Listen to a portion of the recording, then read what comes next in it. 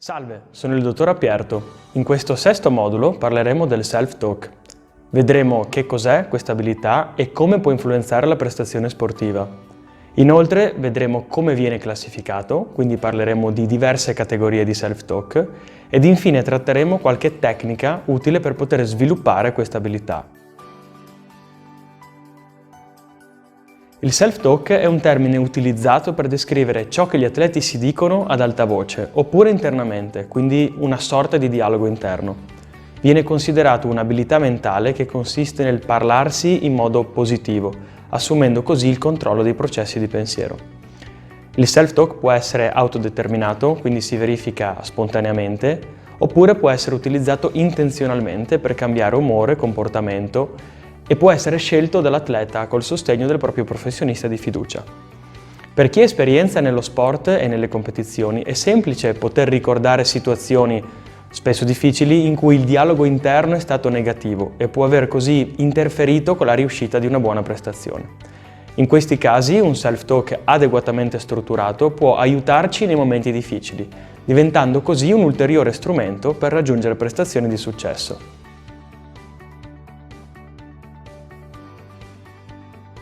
Sono stati proposti numerosi meccanismi attraverso i quali il dialogo interno può influire sulla prestazione sportiva. In particolare è stato proposto che il dialogo interno influenzi le prestazioni provocando cambiamenti emotivi e o cognitivi. I cambiamenti emotivi possono aiutare gli atleti a mantenere adeguati i livelli di motivazione, ridurre emozioni negative e aumentare così la fiducia in se stessi. I cambiamenti cognitivi invece possono indirizzare l'attenzione nella giusta direzione e aiutare gli atleti a correggere gli errori e a concentrarsi efficacemente sul compito da svolgere. Il self-talk può essere utilizzato per migliorare la concentrazione, interrompere cattive abitudini, intraprendere azioni o anche come sostegno allo sforzo. Diciamo che gli utilizzi del self-talk sono molteplici, ma la sfida legata al dialogo interno è capire esattamente che tipo di self-talk è più adatto per un atleta e soprattutto in quali circostanze. Per meglio comprendere il self-talk lo classifichiamo in due macro categorie, positivo e negativo. Nella categoria positivo troviamo 4 sottocategorie, di cui le prime 2 rappresentano un self-talk di tipo motivazionale. E sono Psych Up, che fa riferimento al caricarsi o al prepararsi psicologicamente ad una competizione per esempio, e la categoria Confidence, che invece è relativa ad affermazioni che danno fiducia e senso di sicurezza all'atleta. La terza invece è un self-talk di tipo istruttivo, con affermazioni che si riferiscono al gesto tecnico da eseguire. E infine, la quarta, include frasi o affermazioni per calmarsi e quindi per gestire l'ansia.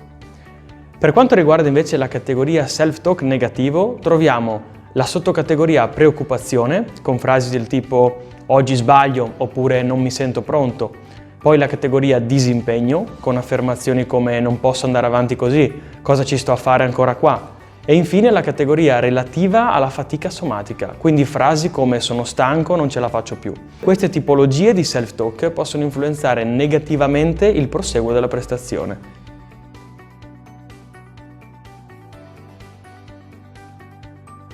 Prima di vedere le tecniche del self-talk, andiamo a vedere le 6 regole per la strutturazione di un self-talk efficace.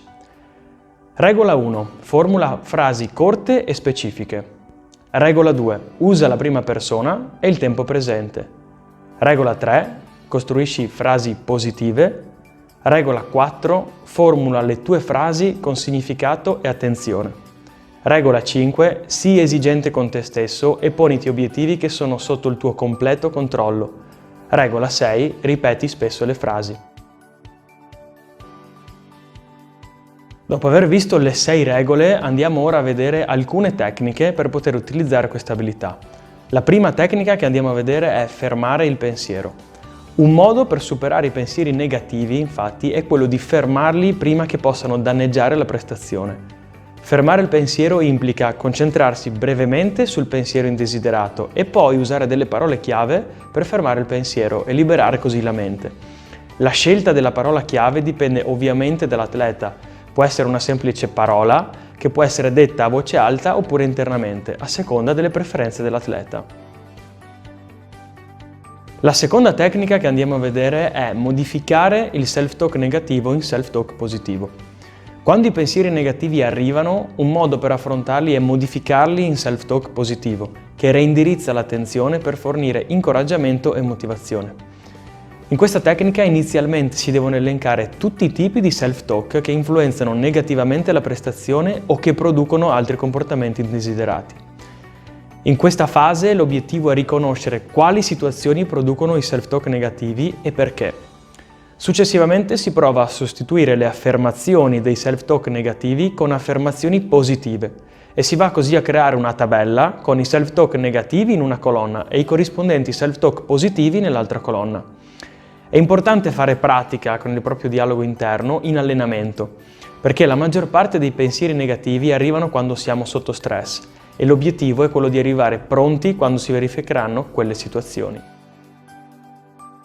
Infine, la terza tecnica che andiamo a vedere è quella di combinare il self-talk istruttivo con un autofeedback. Il self-talk istruttivo fa riferimento all'individuazione di frasi semplici ma efficaci che diventino dei promemoria che possono aiutare gli atleti a correggere o migliorare specifiche abilità sportive. A questo self-talk istruttivo si può aggiungere un proprio feedback che può migliorare sia la concentrazione sia la prestazione.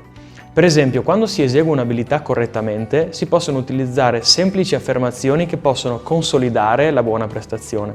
Viceversa, quando si eseguono le abilità non correttamente, l'utilizzo di affermazioni specifiche e personali può orientare in maniera efficace la nostra attenzione e ci permette così di mantenere alta la motivazione. Una volta comprese le caratteristiche del self-talk e alcune tecniche per strutturarlo, non vi resta che fare un po' di pratica. Per esempio, un self-talk istruttivo potrà essere maggiormente efficace in allenamento o nell'acquisizione di nuove abilità, mentre un self-talk motivazionale potrà essere più adeguato durante le competizioni.